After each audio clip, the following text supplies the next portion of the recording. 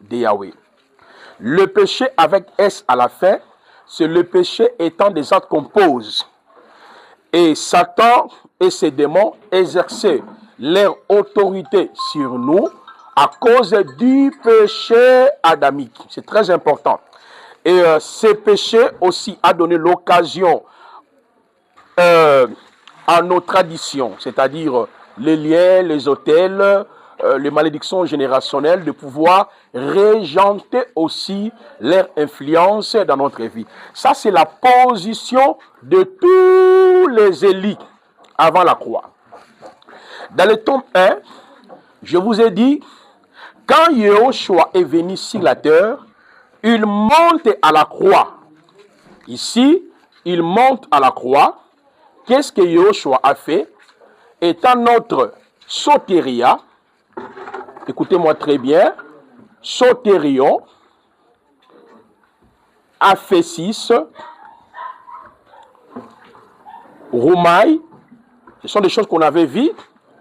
Quand il monte à la croix, étant notre sotéria, sotérion, aphésis, roumaille, Yahushua a éradiqué l'identité qu'on possédait par le péché invisible de la nature adamique, c'est-à-dire le péché sans S a été éradiqué, le péché avec S également, Satan et ses démons ont été défaits, l'influence de leur royaume ont été dissous sur les élites.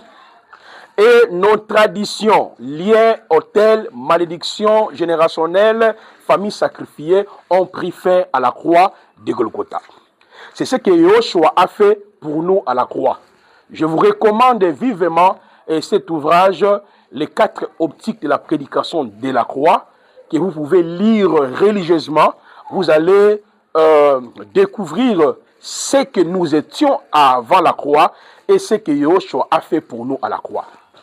Et nous avons dit par sa mort à la croix de Golgotha, étant notre sotéria, notre sotérion, aphésis, roumaille, sonzo, il y avait aussi notre terme sonzo, nous avons été bénéficiaires de 21 actes rédempteurs d'Isali. C'est très important, le 21 actes rédempteurs d'Isali, que chacun de nous est bénéficiaire à travers la mort de Yahushua à la croix de Golgotha.